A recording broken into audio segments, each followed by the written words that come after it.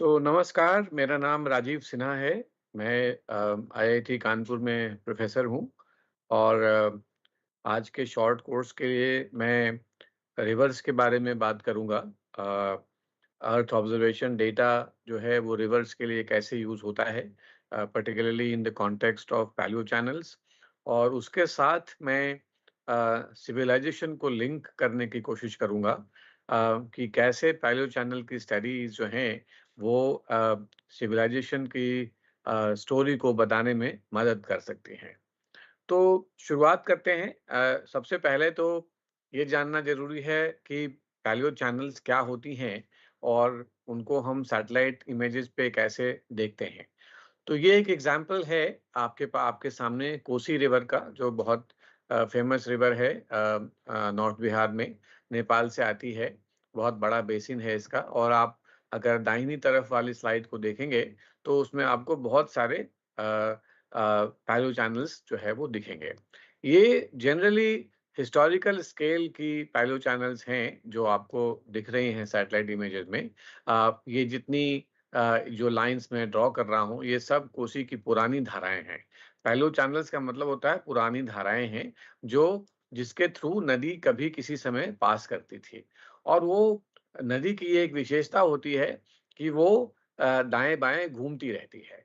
तो जब वो घूमती है, तो जो पुराना जो चैनल होता है नदी का, वो उसका इम्प्रेशन सैटेलाइट इमेज पे हमें दिखता है, और उसी को हम पैलियो चैनल कहते हैं।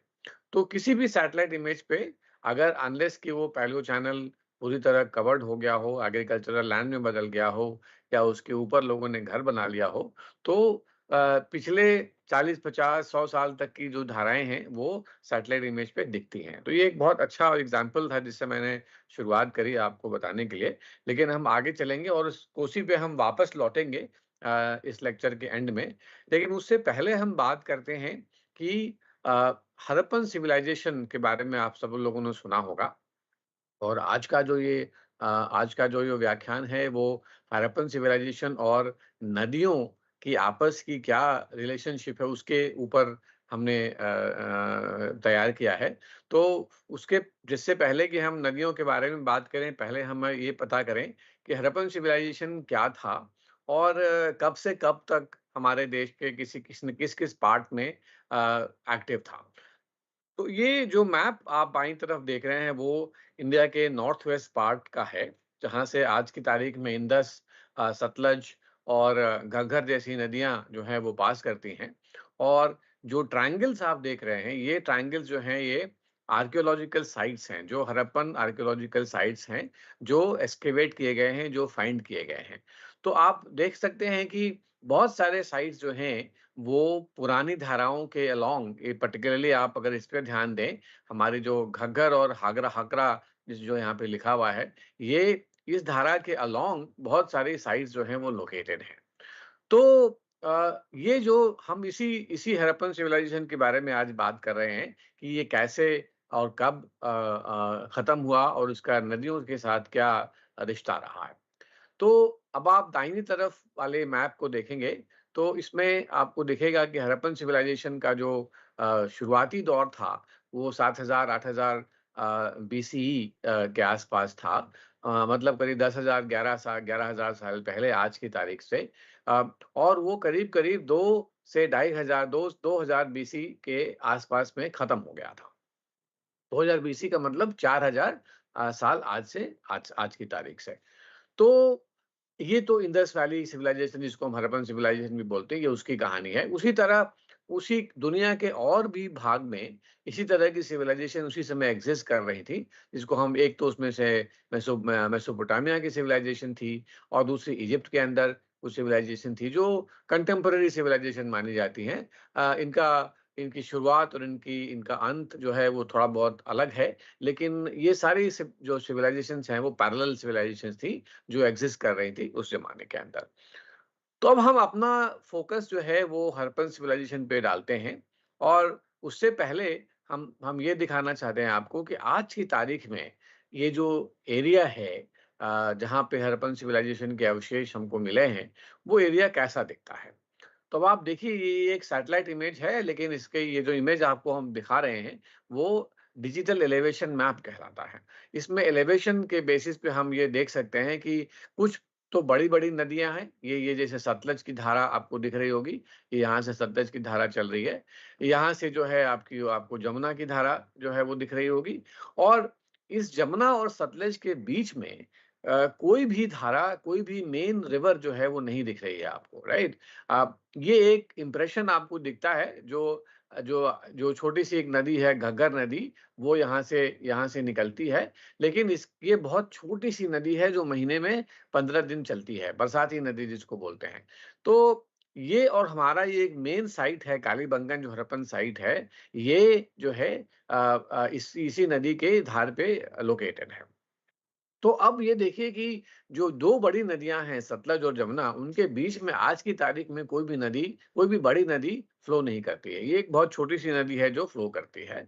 तो तो इसी के ऊपर हम लोगों ने बहुत साल स्टडी किया है, और इसी के बारे में आज हम आपके आपके साथ बात करेंगे।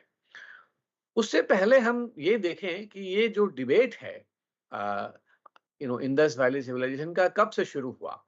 ये बहुत पुरानी कहानी है। ये करीब 1928 में ब्रिटेन में एक अखबार के थ्रू ये कहानी शुरू हुई, और ये कहा गया कि इंडस नदी के किनारे जो है वो प्री हिस्टोरिक सिविलाइजेशन के अवशेष मिले हैं, और उसके बारे में चर्चा करनी चाहिए। बहुत सारी आर्कियोलॉजिकल आर्टिफैक्ट्स मिले वहाँ के, जब जब खुदाई हुई तो बहुत सारे आर्टिफैक्ट्स मिले, तो ये बताया गया कि ये बहुत पुरानी सिविलाइजेशन है, और ये नदी के किनारे इसके इसके अवशेष मिले हैं। उसके बाद फिर जब डिटेल इन्वेस्टिगेशन शुरू हुआ, तो लोगों ने वहाँ के आस-पास की जो चैनल्स हैं, उनको मैप करना शुरू करा। जो उस वक़्त तो सैटेलाइट इमेजेस नहीं थी बहुत सारी, लेकिन हाँ, पुराने मैप्स थे, लोगों के फील्ड ऑब्जर्वेशंस थे, तो उनके बेसिस पे ये बहुत पुराना मैप आपको मैं दिखा रहा हूँ। ये 1886 का मैप है, जो एक बहुत फेमस जियोलॉजिस्ट हुआ करते थे ओल्डहम, उन्होंने उन्होंने बनाया था। उन्होंने ये दिखाया कि इस तरह का यहाँ पे ड्रेनेज स्ट्रक्चर है, जिस तरह की जो है करंट चैनल्स ऐसे चलती हैं, कुछ-कुछ उन्होंने पैलियो चैनल्स भी मार्क मार्क करी उसमें, और ये बताया कि कैसे नदियाँ जो हैं वो घूमती हैं और एक जगह से दूसरी जगह जाती हैं।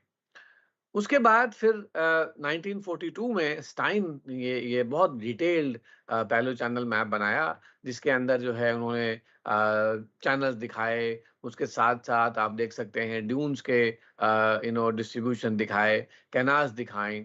तो इस तरह से जो जो साइंस जो है पैलो चैनल की वो इवॉल्व होनी शुरू हुई। लोगों ने जब उन मैप्स को बनाना शुरू किया और पैलो चैनल्स को जब उसमें प्लॉट करना शुरू किया, तब लोगों को थोड़ी-थोड़ी ज्योग्राफी, थोड़ी-थोड़ी लैंडस्केप का कैसे इवोल्यूशन होता है, उसके बारे में लोगों को पता लगना शुरू हुआ।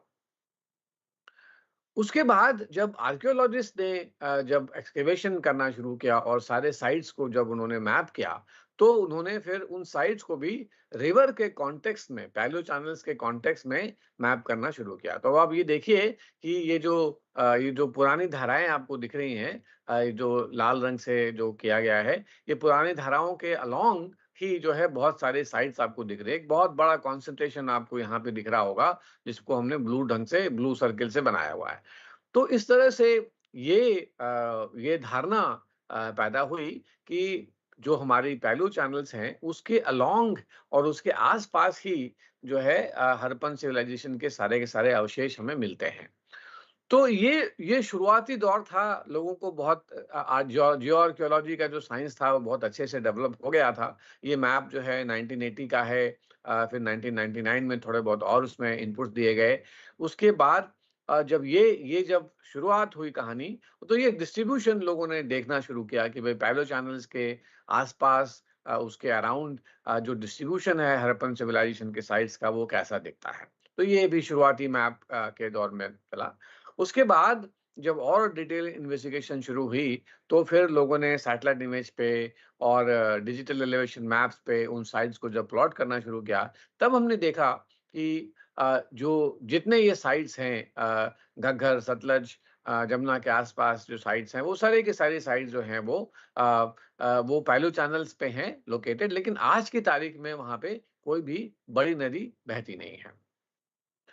तो इसको फिर लोगों ने आगे बढ़ाने की कोशिश की और फिर डिटेल इन्वेस्टिगेशन शुरू हुए इस एरिया में। तो मैं आपको जो आज की कहानी है, वो इस जो हमने रेक्टेंगल बनाया है रेड का, उस रेक्टेंगल के अंदर की कहानी है जो मैं आपको बताने वाला हूँ। तो ये एक सैटेलाइट इमेज है जो जिसको थर्मल इंफ्रारेड इमेज बोलते हैं, और इसमें आप देखिए कि जब लोगों ने जब इस तरह की डेटा आना शुरू हुआ, तो लोगों ने देखा कि जो पैलो चैनल का जो एक्सप्रेशन है, वो बहुत स्ट्रॉन्ग दिखता है हमें थर्मल इमेजेस में, बिकॉज़ चैनल के अंदर चूँकि मॉइस्चर होता है, पानी होता है, उसका टेम्परेचर जो है वो कम होता है, कूल होता है, और सराउंडिंग जो ग्राउंड होता है उसका टेम्परेचर थोड़ा हाई होता है। तो जो इस कंट्रास्ट की वजह से जो पैलो चैनल की मैपिंग जो है वो बहुत आसान हो जाती है। तो ये एक बहुत अच्छा एग्जाम्पल है कि कैसे पैलो चैनल की मैपिंग जो है वो थर्मल डेटा से शुरुआत हुई। तो ये तो एक पुरानी परंपरा थी पैरेलल चैनल को मैप करने की सैटेलाइट इमेजेस के थ्रू। मैप्स को देखने के बाद उसके थ्रू मैप करने की कोशिश की गई और बहुत सारे डेटा सेट जो है वो जनरेट किए गए। उसको हमने फिर क्लाइमेटिक टर्म्स में, हमने सॉइल मॉइस्चर के टर्म्स में, वेजिटेशन के टर्म्स में, उन सारे ढंग से हमने उसको समझने की कोशिश करी। उसके बाद जब जब ये डेटा सेट आना शुरू हुआ हमारे पास कि हमारे पास नदियां हैं, हमारे पास पहले पुरानी धाराएं हैं, और उसके बाद हमने ये देखा कि उन धाराओं के आसपास जो है वो हड़प्पन सिविलाइजेशन के अवशेष हमें मिल रहे हैं। तो आर्कियोलॉजिस्ट ने एक हाइपोथेसिस बनाई। वो ये बनाया कि चूंकि बहुत सारी पुरानी सभ्यताएं जो हैं वो नदियों के किनारे मिलती रही हैं, और इसको हम रिवराइन सिविलाइजेशन भी बोलते हैं। ये सारी की सारी सरस्वती सिविलाइजेशन बोलते हैं हम यहाँ के हड़प्पन सिविलाइजेशन को। इजिप्ट में जो था उसको हम नाइल वैली सिविलाइजेशन बोलते हैं। आज की तारीख में भी हम गंगा वैली सिविलाइजेशन बोलते हैं एंड सो ऑन। तो ये सारी सभ्यताएं जो हैं नदियों से किसी न किसी तरह जो है वो लिंक रही हैं। तो इसकी वजह से ये हाइपोथेसिस बनी कि चूंकि ये सभ्यताएं नदियों के किनारे बनी, डेवलप हुई, और आज की तारीख में भी बहुत बड़ा कंसंट्रेशन जो है वो इन साइट्स का उन पुरानी धाराओं के आसपास ही मिलता है। तो इसीलिए ये माना जाने लगा कि जब ये सभ्यता विलुप्त हुई, तो उसमें नदी का कहीं न कहीं हाथ रहा होगा। तो ये माना जाने लगा कि नदी और सभ्यता दोनों एक साथ ही विलुप्त हुई। चूँकि ये आज की तारीख में सरस्वती रिवर नहीं है, हमें पता है, लेकिन इस सरस्वती रिवर, या इसको हमारे पास इसको घग्गर रिवर भी बोलते हैं लोकली, ये घग्गर रिवर और सभ्यता दोनों एक साथ ही विलुप्त हुई हो, ऐसा माना जाने लगा। लेकिन इस हाइपोथेसिस में दिक्कत क्या थी कि हमें आर्कियोलॉजिकल साइट्स के बारे में तो अच्छी इंफॉर्मेशन थी। हमें ये पता था कि कब कौन सी सिविलाइजेशन आई, कब वो मैच्योर हुई और कब वो विलुप्त हुई। लेकिन हमें नदियों के बारे में ज़्यादा पता नहीं था। हमें ये नहीं पता था कि कौन सी नदी कब आई और कब चली गई। उसकी एक एक साइंस अलग होती है कि हम ये पता करते हैं कि नदियाँ कब आईं और कब गईं। उसकी एक डेटिंग टेक्निक होती है, उसकी एक सेडिमेंटोलॉजिकल स्टडीज़ होती है। तो ये सारी स्टडीज़ चूँकि उस वक़्त तक अवेलेबल नहीं थी 1980s और 90s में, तो हमें इसके बारे में ज़्यादा पता नहीं था। लेकिन हाँ, हमें क्रोनोलॉजी जो सिविलाइज़ेशन की थी उसके बारे में हमें पता बहुत अच्छे से था कि स्टेज 1 आया, स्टेज 2 आया, स्टेज 3 आया, स्टेज 4 आया, स्टेज 5 आया और स्टेज 6 आया।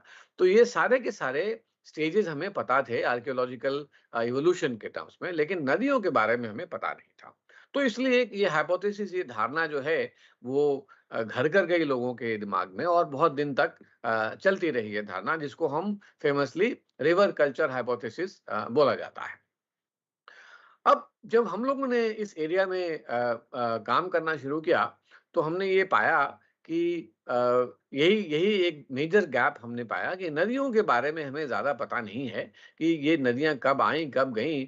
हम सैटेलाइट इमेज पे पैलियो चैनल की धारा, पुरानी धाराएँ तो हम देख पा रहे हैं, लेकिन ये धारा कितनी पुरानी है, कब आई, कब विलुप्त हुई, इसके बारे में हमें पता नहीं है।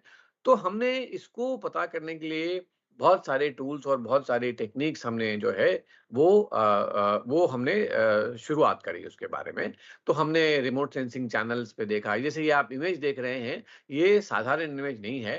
ये बहुत पुरानी इमेजेस को को मिला करके बनाया गया है। क्योंकि आज की तारीख में अगर इस एरिया की आप सैटेलाइट इमेज को देखेंगे, तो ये धारा जो है आपको इतने अच्छे से नहीं दिखेगी। उसकी वजह ये है कि ये धारा जो है वो ऊपर से कवर हो गई है, एग्रीकल्चरल लैंड में कन्वर्ट हो गई है और इसका इंप्रेशन सैटेलाइट इमेज पे आज की तारीख में नहीं दिखता है। लेकिन पुरानी इमेजेस आप देखें 1980s की और 1990s की, जिस वक़्त इस एरिया में उतना एग्रीकल्चर नहीं था, तो ये इमेज इसी वजह से आपको बहुत अच्छा इंप्रेशन आपको देता है। तो एक तो हमने सैटेलाइट इमेज के बेसिस पे इन धाराओं की मैपिंग करनी शुरू करी। दूसरा हमने ये किया कि हमें ये भी पता करना था कि सरफेस पे जो इंप्रेशन है इन चैनल्स का दिख रहा है, उसका नीचे सरफेस के नीचे, ज़मीन के नीचे उसका क्या अस्तित्व है। तो हमने उसके लिए एक जियोफिज़िकल टेक्नीक होती है, रेसिस्टिविटी सर्वे जिसको हम बोलते हैं। हमने उस रेसिस्टिविटी सर्वे के द्वारा हमने उन चैनल्स की ज़मीन के नीचे की मैपिंग भी शुरू करी। जब हमें उसके थोड़ा पता लग गया कि क्या है, उसके अभी मैं आपको थोड़ी देर में रिजल्ट्स दिखाऊँगा। तो उसके बाद फिर हमने उन कुछ साइट्स पे हमने ड्रिलिंग करी, हमने कोरिंग करा और हमने उसके ज़मीन के नीचे की जो चैनल की जो मिट्टी है, उसका अध्ययन करना शुरू किया कि वो किस तरह के सेडिमेंट्स है, रिवर की सेडिमेंट्स हैं या या डेज़र्ट के सेडिमेंट्स हैं एंड और उसके बाद उन सेडिमेंट्स की हमने डेटिंग करी। उसके हमने वो कब सेडिमेंट वो बना और कब वो डिपॉज़िट हुआ, उसकी हमने तारीख निकालने की कोशिश करी। तो ये भी एक स्पेशल टेक्नोलॉजी होती है जिसको हम ऑप्टिकल स्टिम्युलेटेड ल्यूमिनेसेंस डेटिंग बोलते हैं। उसके उसके द्वारा हमने इसकी जो है डेटिंग करनी शुरू करी। तो ये हमारा एक अप्रोच था इसको प्रॉब्लम को अ, अटैक करने के लिए। तो मैं आपको हर एक ये जो टेक्नीक हुई, इसके द्वारा क्या-क्या रिज़ल्ट्स आए और कैसे-कैसे आए उसके बारे में आपको मैं बताऊँगा। तो इसमें एक एरिया हमारा जो था वो यहाँ पे था। यहाँ पे हमने कुछ स्टडीज़ करी। उसके बाद हमने कुछ स्टडीज़ जो हैं वो यहाँ पे करी। अ, और उसके बाद हमने कुछ स्टडीज़ यहाँ पे करी। जो आप देख रहे हैं एसआरएच के पास कुछ हमने और उसके बाद हमने इस एरिया में जमुना की जो पुरानी धाराएँ थी वहाँ पे हमने कुछ स्टडीज़ करें। तो ये आपको मैं एक-एक करके सारे रिज़ल्ट्स दिखाऊँगा और फिर हम लोग इसके बारे में डिबेट करेंगे। तो ये देखिए ये एक ज़ूम्ड इमेज है सैटेलाइट इमेज जो है लैंडसैट टीएम का जो आपको ये दिखा रहा है कि पैरेलल चैनल कितने अच्छे से दिख रहा है आपको। इसका ब्लू कलर जो है वो बता रहा है कि वहाँ पे हाई मॉइस्चर कंडीशंस हैं और इसलिए पैरेलल चैनल की मैपिंग जो है बहुत इससे आसान हो जाती है। ऊपर वाला जो इमेज है वो उसी एरिया का डिजिटल एलिवेशन टोपोग्राफी दिखा रहा है 30 मीटर रिज़ॉल्यूशन पे और उसमें ये भी बता रहा है कि पैरेलल चैनल जो है वो लो टोपोग्राफिक लो में फ्लो करती है। क्योंकि आपको पता है कि नदियाँ हमेशा जो उस रीजन का जो सबसे लोएस्ट पॉइंट होगा उसके द्वारा ही वो बहती हैं। तो ये दोनों चीज़ें चूँकि मैच करती थी इसलिए हमने हमने ये देखा कि जो पैरेलल चैनल है वो एक एक बहुत डिस्टिंक्ट वैली वहाँ पे बना रही है और इसी इसी वजह से और ये भी देखा गया कि जो आज की तारीख में जो धारा है वो बहुत ही पतली है और ये पैरेलल चैनल का जो बेल्ट है, जो वैली है वो बहुत बड़ी है।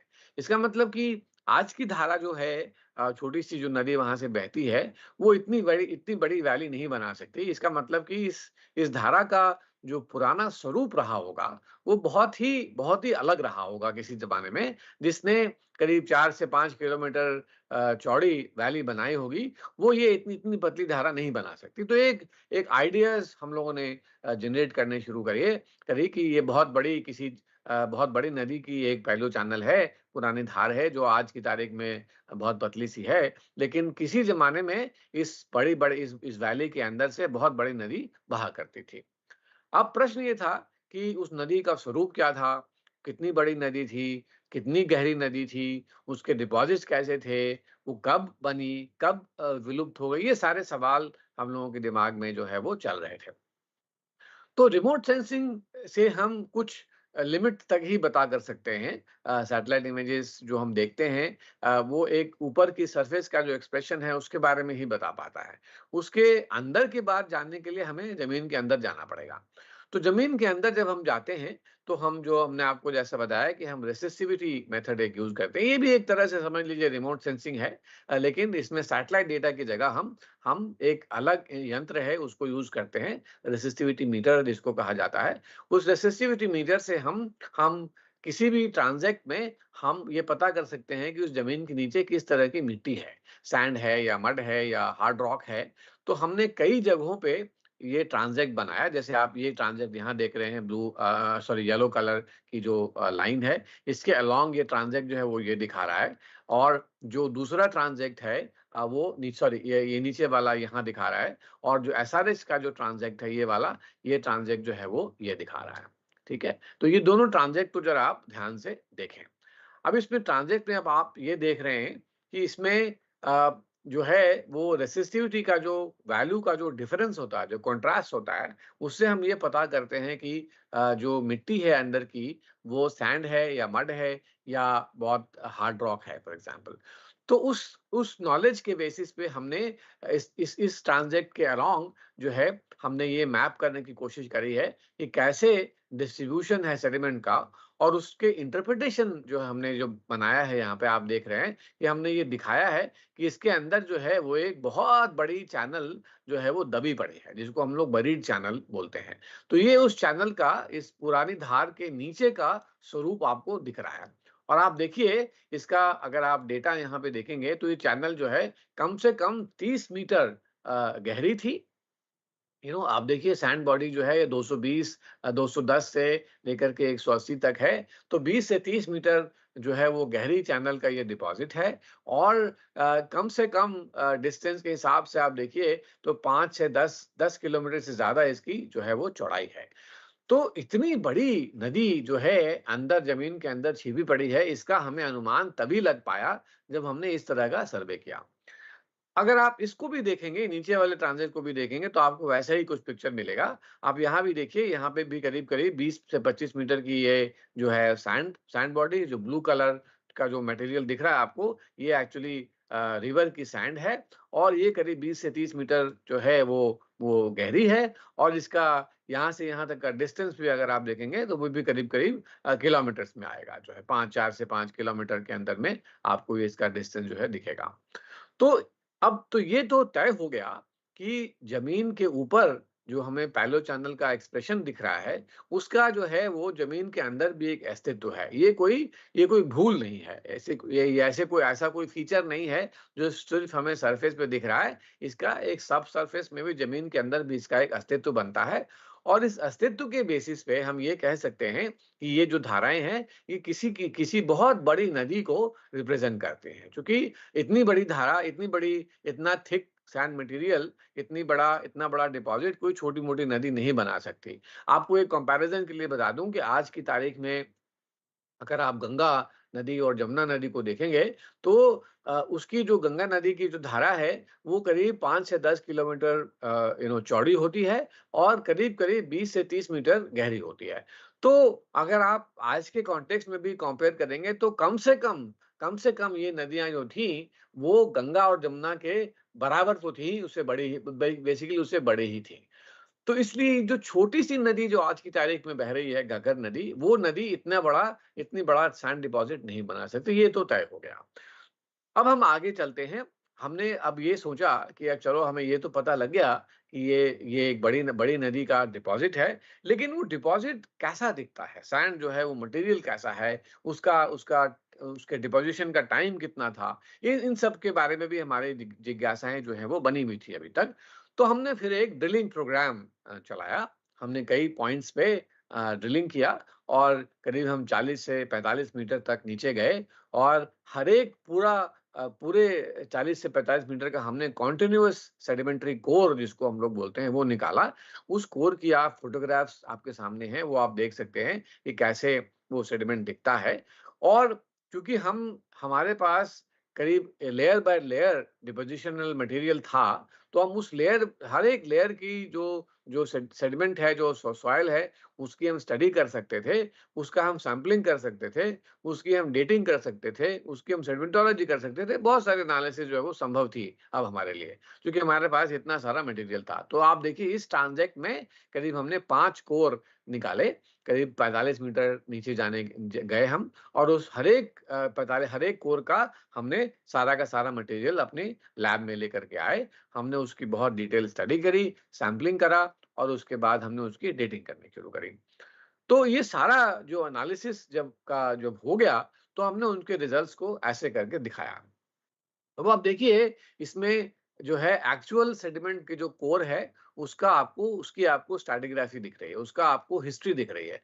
तो ये जो सारा येलो मटेरियल आपको जो दिख रहा है येलो, ये जो है रिवर की सैंड है, रिवर सैंड मटेरियल है। और उसके नीचे आप देखिए ब्राउन मटेरियल जो है वो एओलियन सैंड है, जो डेजर्ट में बनता है, जो रेत जो है वो रेगिस्तान का सैंड जिसको हम बोलते हैं। तो अब ये दिख रहा है आपको कि अ, बहुत नीचे अगर आप जाएँगे 40 से 45 मीटर के बीच में, तो आपको रेगिस्तान का सैंड मिलेगा। और उसके ऊपर करीब 30 से 40 मीटर का आपको रिवर की सैंड मिलेगी। और उसके ऊपर जो है आपको पतली-पतली धाराएँ जो आजकल चल रही हैं, उसके सेडिमेंट मिलेंगे, जो फ्लड प्लेन मड जिसको बोलते हैं, बहुत महीन सेडिमेंट बनाती हैं वो मोटा-मोटा सैंड जो है, जो नदियाँ लेकर के आती हैं, वैसा सैंड आपको नहीं मिल रहा है। तो एक तो ये इन्फॉर्मेशन मिली आपको। उसके अलावा आप ये देखिए कि हमने इसके अंदर कुछ नंबर्स लिखे हुए हैं। ये नंबर्स ये बताते हैं कि ये जो सेडिमेंट हैं, वो कब डिपॉज़िट हुए। तो अब आप लोगों को पता होगा शायद, जो केए जो लिखा जाता है वो 1000 साल माना जाता है। तो इसका मतलब कि ये जो सेडिमेंट्स हैं वो 150,000 साल से लेकर के 6000 साल तक की आपको डेट इसमें से मिल रही है। बीच-बीच में कोई 30,000 की डेट है, कोई 45,000 की डेट है, कोई 60,000 की डेट है एंड सो ऑन। जो इम्पोर्टेंट इन्फॉर्मेशन यहाँ पे देखने की बात है वो ये है कि ये जो ट्रांज़ैक्ट है, जो इसका जो सबसे ऊपर का जो रिवर की सैंड है, उसकी तारीख क्या है? वो आप देखिए, उसकी तारीख जो है, अब आप नोट करेंगे तो उसकी तारीख आपको यहाँ दिख रही है, करीब 25-23,000 साल यहाँ पे दिख रही है, 25,000 साल यहाँ पे दिख रही है। यहाँ पे कोई डेट नहीं है, लेकिन यहाँ पे आपको करीब 12,000 साल दिख रही है। यहाँ पे आपको करीब 23,000 साल दिख रही है, कुछ 7,000 साल दिख रही है एंड ऑल। तो ये जो तारीख है, ये जो डेटा है, ये बताता है कि ये जो टाइम है, ये लास्ट टाइम था जब यहाँ से ये नदी गुजरी थी। उसके बाद ये जो बड़ी नदी है वो यहाँ से गुजरी नहीं। उसके बाद जो जो मटेरियल जो डिपॉज़िट हुआ है, वो छोटी-छोटी नदियों ने डिपॉज़िट किया है। इसके बाद आप दूसरा भी, और ये जो हमने ड्रॉ किया है, ये एक काल्पनिक स्वरूप है, जो नदी का स्वरूप उस वक़्त रहा होगा। ये बेस था, ये जो बेस था हमारा, और उसके बाद ये ऊपर की जो है दूसरी नई वैली बनी। तो तो नदी जो है वो एक से एक जगह से दूसरी जगह मूव कर रही थी, नई-नई वैलीज़ बना रही थी और अपने-अपने सेडिमेंट जो है वो डिपॉज़िट कर रही थी। तो अब देखने वाली बात ये है कि इसमें जो सबसे यंग मटेरियल है, सबसे जो नया मटेरियल है, उसकी डेट जो हमें मिलती है 23,000 साल से 12,000 साल तक। ये हमें इस डेटा से पता लगता है। तो इसका मतलब कि ये जो चैनल है, वो 23,000 और या 12,000 साल के बाद, ये जो बड़ी चैनल जो थी यहाँ से उसने फ्लो नहीं किया। उसके बाद आप ऊपर में जाएँ, ऊपर में भी हमने एक यहाँ पे भी एक ड्रिल कोर निकाला था। वहाँ पे भी अगर आप देखेंगे, तो वहाँ पे भी इसी तरह का कोर है, इसी तरह की डेटिंग आपको दिख रही है यहाँ पे। और यहाँ पे हमने ये दिख रहा है कि जो यंगेस्ट मटेरियल है, वो 7 से 8,000 साल पुराना है। यहाँ पे आपको 11,000 साल पुराना जो है वो दिख रहा है। तो जो इस पूरे एरिया में जो सबसे यंग सेडिमेंट है, वो 8,000 साल पुराना है। उसके बाद कोई भी बड़ी नदी का मटेरियल यहाँ पे अवेलेबल नहीं है। तो इसका क्या मतलब हुआ? इसका मतलब ये हुआ कि इस एरिया में जो बड़ी नदी थी, वो 8,000 साल पहले विलुप्त हुई। 12,000 से 8,000 साल पहले, 12 से 15,000 साल पहले वो विलुप्त होना शुरू हुई। और 8,000 साल के बाद उस नदी का इस एरिया में कोई नामो-निशान नहीं था। ये कौन-सी नदी थी? ये नदी थी सतलज, जो यहाँ से आ रही थी और इस नदी में मिल रही थी, जिसको हम बेसिकली सरस्वती रिवर कहते हैं। तो इसका मतलब कि ये जो सतलज जो नदी थी, पुरानी वाली सतलज, आज वाली जो सतलज है वो ऐसे जाती है, लेकिन जो पुरानी वाली सतलज है, वो 8,000 साल के बाद जो है वो बंद हो गई। वो इस एरिया में इसने फ्लो करना बंद कर दिया। तो ये हमें एक यहाँ से ये पता लगा हमें जो है। तो इसका मतलब कि 8,000 साल पहले जो है ये नदी बंद हो गई। अब हम आपको ले चलते हैं दूसरी तरफ। जमुना की तरफ। अब हमने आपको ये बताया कि इस एरिया में क्या हुआ, एक जो दूसरी नदी जो इसको इसको फीड करती थी, वो ये जमुना थी, जो कभी किसी ज़माने में फीड करती थी और यहाँ पे आके मिलती थी। तो हमने ये देखना शुरू किया कि जमुना की जो पुरानी धाराएँ हैं, वो ये बहुत सारी पुरानी धाराएँ आपको इमेज पे भी दिख रही होंगी, यहाँ दिख रही हैं, यहाँ दिख रही हैं। तो हमने इन धाराओं को फिर देखना शुरू किया। ये धाराएँ जो जमुना की थीं, वो कब तक थी और वो कब विलुप्त हुई और कब जो है जमुना अपने आज की जो तारीख में जो पोज़ीशन है, वहाँ पे चली गई। तो इसको करने के लिए भी हमने वही टेक्नीक अपनाई। हमने ये सारे पैलो चैनल्स को हमने पहले मैप किया, जो सैटेलाइट इमेज पे हमें दिख रही थी। उस पैलो चैनल्स के अलोंग हमने रेसिस्टिविटी का सर्वे किया और ये पता करने की कोशिश की जो कि पैलो चैनल की जो ज़मीन के नीचे का जो अस्तित्व है वो कैसा है, कितनी मोटी सैंड है, कितना बड़ा डिपॉज़िट है, उसके बारे में हमने पता किया। तो हम ये जानना चाहते थे सबसे पहले जैसा हमने सतलज में किया कि ये जो ज़मीन के नीचे का अस्तित्व है कि नहीं और अगर है तो उसका कैसा है? दूसरा हम ये जानना चाहते थे कि जो जो जो जमुना नदी का जो हिस्ट्री है, जो नदी जब वेस्टवर्ड और ईस्टवर्ड जो उसने मूव किया, वो कैसे कब मूव हुआ और उसके बाद ये जो मूवमेंट हुआ जमुना का, वो सतलज नदी के मूवमेंट से कैसे रिलेटेड है? और अगर इस नदी का हड़प्पन सिविलाइजेशन से कोई रिलेशनशिप था, तो वो क्या था? तो ये 3-4 सवाल हमारे दिमाग में थे, जिसके अलोंग हमने अपने ये इन्वेस्टिगेशन करी। तो ये देखिए उसी तरह का डेटा आपको मैं दिखा रहा हूँ जमुना के लिए भी। अब यहाँ भी आप वही देखेंगे कि आप जमुना की जो पैलियो धारा है, ये KT1 जो है वो ये वाला है और ये KR1 जो है वो ये वाला है। तो इस ट्रांज़ेक्ट का जो मैप है, सबसरफेस मैप है वो ये है और इस ट्रांज़ेक्ट का जो सबसरफेस मैप है, वो एक्चुअली ये है। तो अगेन आपको दिखेगा कि इसमें भी करीब 30 से 40 मीटर गहरी जो है वो धाराएँ हैं, जिसका एक्सटेंट हम मैप कर पा रहे हैं और ये भी नदी जो है करीब-करीब 3 से 4 किलोमीटर चौड़ी है। दोनों ट्रांज़ेक्ट में हमें दिख रहा है। तो और जमुना की भी बहुत सारी पुरानी धाराएँ हैं, तो हमने 2 धाराएँ जो मेन 2 जो धाराएँ थी, उसपे हमने रेसिस्टिविटी सर्वे करके और उसकी उसकी हमने जो है ये आपको सरफेस मैपिंग करा रहे हैं। जैसा मैंने कहा कि ये भी एक तरह की रिमोट सेंसिंग है, क्योंकि हम कोई फिज़िकल सैंपलिंग नहीं कर रहे हैं, हम एक सिग्नल भेजते हैं ज़मीन के नीचे नीचे के अंदर और उस सिग्नल के बेसिस पे हम इंटरप्रिटेशन करते हैं और हम ये पता करते हैं कि वो जो ज़मीन के नीचे की जो मिट्टी है, वो कैसी है, चैनल का मटेरियल है कि फ्लड प्लेन का मटेरियल है। तो उससे हमारा जो पर्पस है, वो यहाँ पे ये है कि हम ज़मीन के नीचे जो पुरानी धाराओं का जो अस्तित्व है, उसको हम मैप करने की कोशिश कर रहे हैं। उसके बाद हमने उस उन इन्हीं इन्हीं साइट्स पे हमने ड्रिलिंग और कोरिंग करी जैसा आपको मैंने पहले भी बताया। तो ये जो ग्रीन पॉइंट्स दिख रहे हैं आपको 1 2 3 4 और ये 5। ये 5 पॉइंट पे और उसके बाद छठा पॉइंट जो है वो यहाँ पे भी हमने किया। ये 6 पॉइंट पे हमने जो है ड्रिलिंग और कोरिंग करी। उसके ये कोरिंग भी ऐसे ही दिखती है जैसे पहले आपको मैंने दिखाया, ये अच्छे से फ़ोटोग्राफ किया गया है। तो अब आप देखिए इसमें सेडिमेंट का जो नेचर है, जो टाइप है, वो बहुत अच्छा से दिख रहा है। अब आप देखिए आपको वहाँ से भी दिख रहा होगा, ये जो मटेरियल है, वो सैंड है। ठीक है? ये जो मटेरियल है वो फ्लड प्लेन का मटेरियल है, मड मड है, मडी मटेरियल है जो चिकनी मिट्टी जिसको बोलते हैं। ये जो मटेरियल फिर अगेन सैंड है। तो ये जो सारा कोर है वो डेप्थ वाइज़ ऑर्गेनाइज़ किया जाता है और डेप्थ वाइज़ ऑर्गेनाइज़ करने के बाद हम उसकी सेंटीमीटर बाय सेंटीमीटर स्केल पे हम उसकी मैपिंग करते हैं जिसको हम कोर लॉगिंग बोलते हैं। तो हमें ये पता लग जाता है कि हर एक डेप्थ पे कि किस तरह का सेडिमेंट है, चैनल का सेडिमेंट है या फ्लड प्लेन का सेडिमेंट है या फ्लड प्लेन के भी बाहर का सेडिमेंट है या चैनल के मार्जिन का सेडिमेंट है, जिसको हम सेडिमेंटोलॉजिकल भाषा में फेसिस एनालिसिस बोलते हैं। तो हमने एक फेसिस एनालिसिस करी। इसका पर्पस ये होता है कि हम इन सेडिमेंट्स के द्वारा ये पता करने की कोशिश करते हैं कि कहाँ जो पैलो चैनल की जो धारा थी, वो कहाँ पे और कब थी और उसके बाद हम उसके ऊपर उसकी टाइमलाइन डिसाइड करते हैं, उसकी डेटिंग करते हैं। तो इन सारा डेटा को जब हम प्लॉट करते हैं, तो पिछली बार भी हमने दिखाया आपको वो ऐसा दिखेगा। जमुना के लिए ये जो डेटा है वो ऐसा दिखता है। तो ये हमारा ट्रांज़ेक्ट है, जो आपको मैंने पहले भी दिखाया और इन दोनों ट्रांज़ेक्ट के अलोंग हमने ये सारा का सारा डेटा प्लॉट किया हुआ है।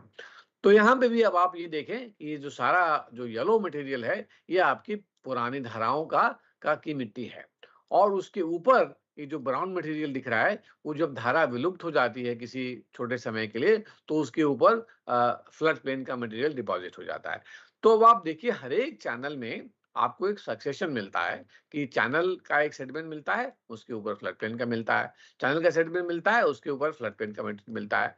तो इसका ये दर्शाता है कि जो ये पूरे पैलो चैनल के बेल्ट में जो करीब 5 से 10 किलोमीटर से भी ज़्यादा है, उसके पूरे बेल्ट में धाराएँ जो है वो घूम रही हैं। एक जगह से दूसरी जगह घूम रही हैं और जहाँ पे जो चैनल जिस वक़्त होता है, वो अपना डिपॉज़िट बनाता है, फिर वहाँ से चला जाता है और उसके बाद दूसरी जगह डिपॉज़िट बनाने लगता है एंड सो ऑन। इसको हम चैनल माइग्रेशन की हिस्ट्री बोलते हैं, जिसको हम सेडिमेंटोलॉजिकली डिस्कवर कर रहे हैं। उसके ऊपर जब हम डेट्स डालते हैं, उस चैनल की मिट्टी का जो टाइम है वो जब डालते हैं तो बहुत इंटरेस्टिंग स्टोरी पता लगती है। हमें ये पता लगता है कि कौन-सी धारा किस वक़्त कहाँ पे थी जो है। तो ये देखिए ये पुरानी धाराएँ हैं करीब ये 80,000 साल की डेट यहाँ पे आ रही है, 80,000 साल की डेट आ रही है, 80,000 साल की डेट आ रही है। यहाँ पे 47,000 साल की डेट आ रही है, यहाँ पे 30,000 साल के आस-पास की डेट आ रही है। तो ये बता रहा है यहाँ पे 24,000 साल की डेट आ रही है। तो ये बता रहा है ये कि धाराएँ जो हैं, वो कैसे मूव कर रही थी एक जगह से दूसरी जगह। और यहाँ पे भी अब आप देखिए कि जो सबसे यंग मटेरियल है हमारा, जो जो ये पीली वाली मटेरियल के ऊपर है, वो कितना है? वो ये है 17,000 साल, 17.8 में समझ लीजिए 18,000 साल का ये जो डेट है, ये यंगेस्ट मटेरियल है इस एरिया में, जो पुरानी धारा है, पुरानी जो बड़ी धारा है, उसको रिप्रेज़ेंट करता है। इसको हम और भी ढंग से एनालाइज़ कर सकते हैं। इसको हम ये देख सकते हैं, डेट्स के हिसाब से और सेडिमेंट की जो डिस्ट्रीब्यूशन है उसके हिसाब से हमने इसको डिफरेंट पीरियड्स में बाँटा हुआ है। तो पीरियड 1 जो था हमारा वो 87 से 87,000 से 87 से 60,000 ईयर्स तक का एक पीरियड हमको मिला। दूसरा जो फ़ेज़ हमें मिला वो हमें मिला 50,000 साल से 35,000 साल तक जो डिपॉज़िट मिला।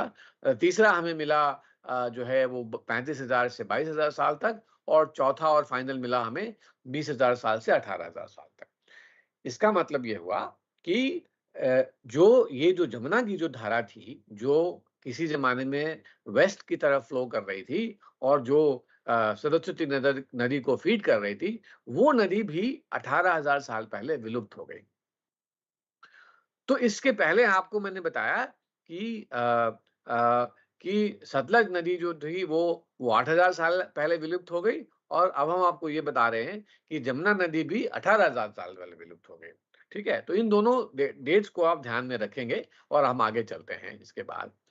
तो अब इसके बाद अब आपको मैं दोबारा से ये जो सबसे बड़ा मैसेज यहाँ पे हमको मिला कि जो पैलियो जमुना थी हमारी पुरानी जमुना की जो धार थी वो 18,000 साल पहले यहाँ से मूव कर गई और उसके बाद जो जो नदी थी वो आज की तारीख में जो दिल्ली के थ्रू जा रही है वो नदी बन गई। ठीक है? तो अब हम इसको आगे चलते हैं। अब हम आपको दोबारा कोसी पे ले जाते हैं। तो कोसी की जो धाराएँ हैं, वो लोगों ने मैपिंग के द्वारा ये पता किया है कि कोसी की धारा जो है, वो आगे-पीछे मूव करती रही है। जैसे ये धारा जो है वो सत सत 1731 की धारा है, ये 1807 की धारा है, ये 1922 की धारा है, ये 1926 की धारा है, ये 1950 की धारा है, ये 63 की धारा है। तो तो ये बड़ी बहुत बड़ी नदी है। कोसी नदी के बारे में आपको अगर पता हो, तो ये नदी भी जो है करीब 5 किलोमीटर चौड़ी है और बहुत लंबी नदी है जो नेपाल से आती है इंडिया में और उसके बाद गंगा में मिल जाती है। तो ये इस तरह की नदी, इस तरह का जो नदी का जो बिहेवियर है, वो हमें आज भी देखने को मिलता है कि ये जो पूरा डिस्टेंस है, ये करीब-करीब 200 किलोमीटर है। तो आप देखिए 100 साल के अंदर नदी ने 200 किलोमीटर मूव करा। इसका मतलब कि जो इस तरह की जो बड़ी-बड़ी धाराएँ हैं, वो आज की तारीख में भी ऐसे ही मूव करती हैं। आज उसके बाद जब 1955-56 में जब नदी के किनारे हमने बाँध बना दिए, तो फिर नदी जो है वो स्टेबलाइज़ हो गई। उसके बाद नदी अब वैसे मूव नहीं करती जिस तरह से पहले किया करती थी। अब इसके पास गाँव बस गए, शहर बस गए तो नदी को भी प्रोटेक्ट करना ज़रूरी था, गाँव को भी प्रोटेक्ट करना ज़रूरी था। इसकी वजह से अब वो नदी ऐसे नहीं मूव करती है। लेकिन नॉट सो लॉन्ग एगो बहुत साल पहले नहीं, सिर्फ 100 साल पहले ही ये नदी ऐसे ही मूव कर रही थी। और आज भी जो मोस्ट रीसेंट एग्जांपल है कोसी का, अगर आप लोगों को ध्यान हो, 2008 में जो है वो ये नदी बांध बनने के बावजूद, बैराज बनने के बावजूद एक झटके में 60 किलोमीटर इस नदी ने मूव किया था। बहुत बड़ा हाहाकार मचा था, बहुत बड़ा फ्लड आया था। और इसने ये जो पुरानी नदी है, ये आप देख रहे हैं 2008 18 अगस्त तक नदी जो है वो ऐसे चल रही थी। और अचानक 18 अगस्त को ये आपको नदी नहीं दिख रही होगी यहाँ पे, और ये नदी यहाँ आ गई। ठीक है? यहाँ आ गई और फिर जाके गंगा में मिल गई। और ये जो धारा बनी, ये करीब 25 किलोमीटर की धारा बनी, जो व्हाइट चैनल बना। बहुत बड़ा इवेंट था ये रिवर रिवर हिस्ट्री के संबंध में।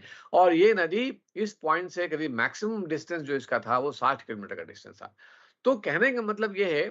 और इस इसको इसको मूव करने में कोई बहुत बड़ी घटना नहीं हुई, कोई कोई अर्थक्वेक नहीं आया, कोई कोई लैंडस्लाइड नहीं हुई, ऐसा कुछ नहीं हुआ। कोई भी ऐसा कोई एक्टिविटी नहीं हुई। नदी अपने आप मूव कर गई। इसका रीज़न जो है वो डिफरेंट था। नदी की जो जो बेड था वो बहुत ऊपर उठ गया था, नदी अनस्टेबल हो गई थी।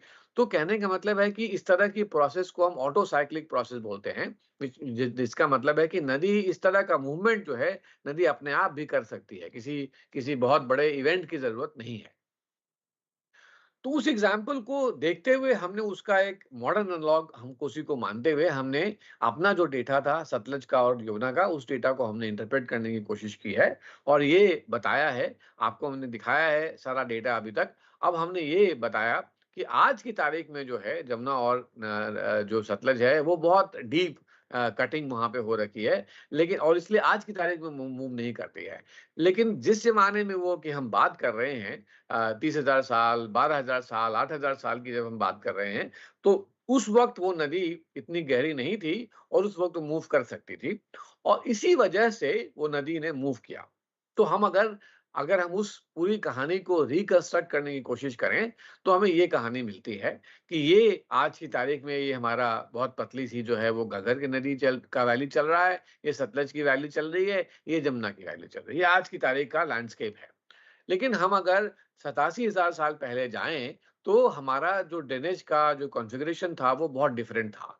ये जो है, ये जमुना नदी ऐसे चल रही थी यहाँ पे। सतलज जो है, वो उधर ना जाकर के इधर से आ रही थी और यहाँ पे ये फ्लो कर रही थी और ये दोनों मिल के जो है, वो सरस्वती नदी बना रहे थे। और ये कॉन्फ़िगरेशन चला। नदियाँ कभी कम हो जाती हैं, कभी ज़्यादा हो जाती हैं उसका फ्लो। तो ये चला 35,000 साल पे, थोड़ा बहुत चेंजेज़ आया लेकिन ज़्यादा कुछ नहीं था। वही वही कॉन्फ़िगरेशन जो है करीब-करीब चलता रहा। लेकिन जब हम 35,000 साल से 18,000 साल का जब डेटा देखते हैं, तो हमें ये दिखता है कि अब आप देखिए इस पीरियड में ये जो जमुना यहाँ से जो बह रही थी, वो जमुना मूव कर गई। ये जमुना यहाँ से मूव करना शुरू कर दिया इसने। ये इसकी इसकी जो पहलू चैनल की धाराएँ हैं, वो बननी शुरू हो गई और 18,000 साल के बाद ये जमुना यहाँ से मूव कर गई जो है। और उसके बाद 8,000 साल में ये सतलज जो है वो यहाँ मूव कर गई। तो उसकी वजह से क्या हुआ कि ये सारा जो एरिया था, जिसमें जो बड़ी नदी जो सरस्वती मूव कर रही थी, वो सारा का सारा एरिया जो है वो वहाँ का जो मेन फ्लो था सतलज का और जमुना का, वो खत्म हो गया। तो इसी वजह से इतनी बड़ी नदी जो थी वो सूख गई, उसकी पैलो चैनल की धाराएँ बन गई और वो नदी खत्म हो गई। अब आप ध्यान रखिए इसके बारे में कि डेट्स क्या हैं। हमने ये बताया कि 18,000 साल पहले जमुना मूव कर गई और 8,000 साल पहले जो है वो सतलज मूव कर गई। तो अब ये दोनों डेट्स को आप ध्यान में रखें। अब ये देखें 18,000 साल और ये 8,000 साल। लेकिन हड़प्पन सिविलाइजेशन की कहानी अगर आप देखेंगे, तो हड़प्पन सिविलाइजेशन जो है वो 3.9 करीब-करीब 4,000 साल तक हड़प्पन सिविलाइजेशन कंटिन्यू करी। तो इसका मतलब ये हुआ कि अ, जो हड़प्पन सिविलाइजेशन इन नदियों के विलुप्त होने के बाद भी कम से कम 4,000 साल तक कंटिन्यू करे। इसका मतलब कि इस और उसके बाद वो विलुप्त हो गए। अब उसके विलुप्त क्यों हुई, कैसे हुई, उसके बारे में हम अभी नहीं बात करेंगे। उसकी अलग-अलग एक अलग कहानी है। लेकिन इतना तो तय है कि इस नदी के विलुप्त होने में और जो हड़प्पन सिविलाइजेशन के विलुप्त होने में कोई रिलेशनशिप नहीं है, कोई संबंध नहीं है। क्योंकि इन दोनों घटनाओं के बीच में कम से कम 4,000 साल का फ़र्क है ना? और उसके बाद नदियाँ जब इतनी बड़ी नदियाँ जब विलुप्त होती हैं, तो पूरी तरह विलुप्त नहीं होती हैं, थोड़ी बहुत पतली-पतली धाराएँ चलती रहती हैं, जो आज की तारीख में भी आपको दिखती हैं।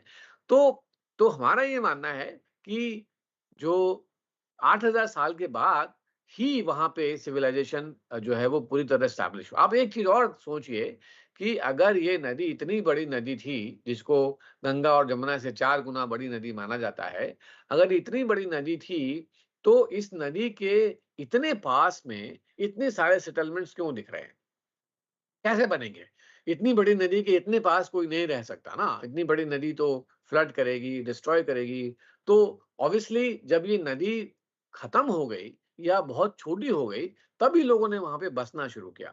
तो हमारा ये मानना है कि जो अर्बन अर्बन सेटलमेंट जो हड़प्पन सिविलाइजेशन के डेवलप हुए, जो मैच्योर सिविलाइजेशन जिसको बोलते हैं और बहुत बड़ी-बड़ी सिविलाइजेशन के सेटलमेंट वहाँ पे मिलते हैं। इन सारे सेटलमेंट्स का जो जमावड़ा वहाँ पे शुरू हुआ, वो जमावड़ा इन बड़ी नदियों के वहाँ से निकलने के बाद हुआ, वहाँ से जाने के बाद हुआ। वहाँ पे छोटी-छोटी नदियाँ बनी, छोटे-छोटे फ्लड प्लेन बने और आपको ये भी पता होगा अगर आप लोगों ने हड़प्पन सिविलाइजेशन की स्टडी करी है कि इस करीब 3-4 हज़ार साल पहले जब ये सभ्यता बिल्कुल अपने पीक पे थी, तो इन लोगों ने खेती-बाड़ी करना सीख लिया था। इन लोगों ने पानी का स्टोरेज करना सीख लिया था। इन लोगों ने इरिगेशन सिस्टम बना लिया था। अगर आज की तारीख में भी अगर आप जाके देखेंगे मोहनजोदड़ो में और इसकी जो सिविलाइजेशन के जो अवशेष हैं वहाँ जाके देखेंगे, तो आपको इस तरह के स्ट्रक्चर्स मिलेंगे। तो कहने का मतलब ये है कि नदियों के विलुप्त होने के बाद भी ये सभ्यता जीवित रही क्योंकि उनको बड़ी नदियों की ज़रूरत नहीं थी। उनको छोटी नदियाँ ही उनके लिए काफ़ी थी। छोटी-छोटी धाराएँ जो चल रही थी वो काफ़ी थी। पानी उनके लिए पर्याप्त था। पॉपुलेशन बहुत छोटा था। उनकी रिक्वायरमेंट जो वाटर की थी वो बहुत छोटी थी और उन्होंने एग्रीकल्चर खेती-बाड़ी करना सीख लिया था। तो इसका मतलब कि उन्होंने ग ज़मीन के नीचे की जो पानी है ग्राउंड वाटर उसको भी निकालना सीख लिया था। तो इस तरह से वो चूँकि सबसे बड़ा सवाल ये पूछा जाता है कि अगर वहाँ पे इतनी बड़ी नदी नहीं थी, तो इतनी बड़ी और तो ये सारे सिविलाइज़ेशन कैसे उन्होंने सस्टेन कैसे किया? तो सस्टेन इतनी बड़ी सिविलाइजेशन को सस्टेन करने के लिए बहुत बड़ी नदी की ज़रूरत नहीं होती है, क्योंकि बहुत छोटी-सी पॉपुलेशन थी और उनके पास अल्टरनेटिव मीन्स थे, एग्रीकल्चर का मीन्स था, वाटर स्टोरेज का सिस्टम उन्होंने बना लिया था, सीख लिया था और इसकी वजह से उन्होंने उसके और प्लस और भी सारी चीज़ें उनके पास आर्ट था, उनके पास कल्चर था। तो इन सभी चीज़ों की वजह से उन्होंने अपने आप को जीवित रखा और उसके बाद फाइनली करीब 4000 साल के बाद वो सभ्यता जो है वो विलुप्त हुई। उसके उसकी अलग-अलग कहानियाँ हैं जो आप पढ़ सकते हैं।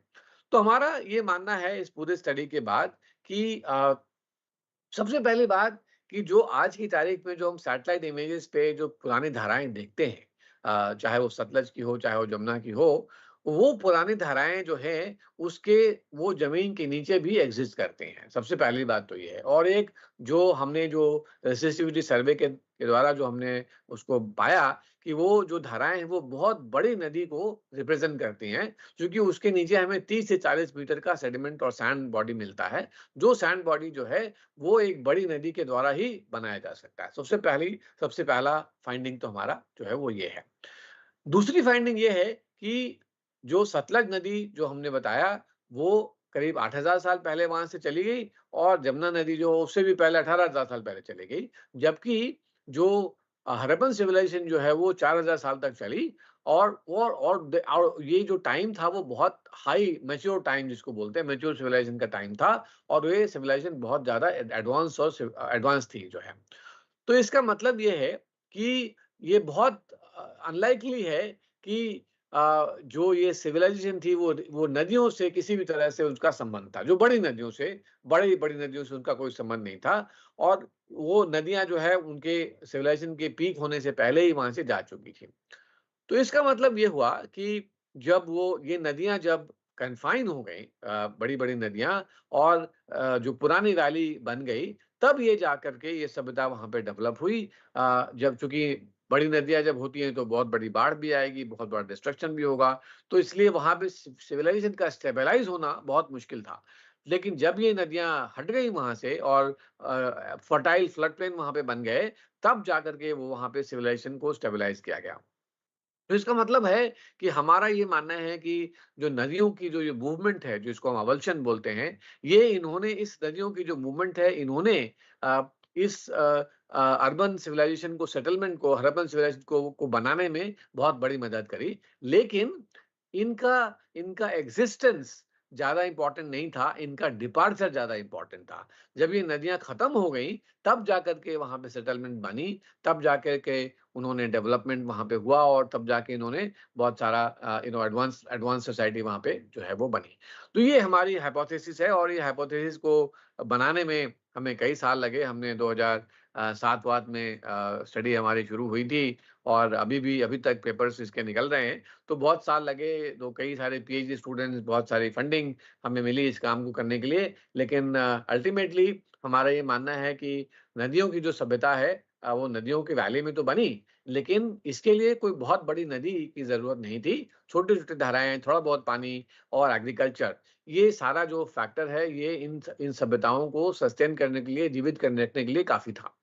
तो ये हमारा बेसिकली मानना है। तो हमने आपको ये दिखाया कि आप कैसे बहुत सारी टूल्स और टेक्निक्स को मिला करके satellite image remote sensing, resistivity की रिमोट सेंसिंग और फिर थोड़ा बहुत फील्ड वर्क, कोरिंग, स्ट्रैटिग्राफी, उन सबको मिला करके आप कैसे एक बहुत पुरानी पुरानी और पुराने बिलीफ को आप कैसे डिस्ट्रॉय कर सकते हैं, जिसको हम रिवर कल्चर हाइपोथेसिस कहते थे, वो आज की तारीख में जो है वो मानते नहीं है, लोग नहीं मान सकते, जो कि डेटा हमारा उसको सपोर्ट नहीं करता है।